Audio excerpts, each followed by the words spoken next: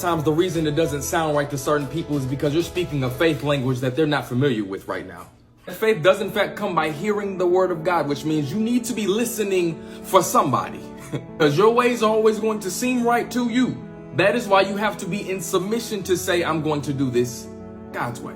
Did you realize that dream, that gift, that goal, it's not insignificant just because it's an infant form. So you have to stop getting so frustrated with every other person that is unable to see the value in what is seemingly in its infancy. At a point in time, some of the reason why some people are unable to see the value in your gift is because if it was in their hands, they would have no idea what to do with it. So sometimes the value that somebody sees is in accordance to what they would do if they had it. And I'm trying to sit here and tell you, that's why I don't see the same value in a basketball, because a basketball in my hands might only be a $20 opportunity where I can go to the park and run it up. But if you put this in the same hands with somebody with the proper skill set, this creates $1 million opportunity. So I'm trying to sit here and tell somebody, this mic is $45 in some of my homeboys' hands. But you give me the same mic with the skill set that God has gifted me with, all of a sudden this creates a multi-million dollar opportunity. I don't see this the same way as other people. I see a different opportunity.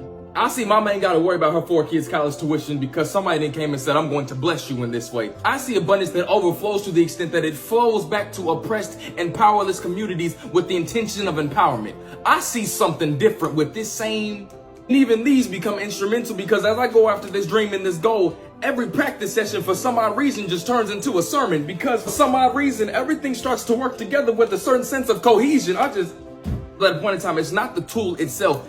It is the gift and the skill set God has equipped you for it in combination with his hands on it that then creates the opportunity that you've had vision of.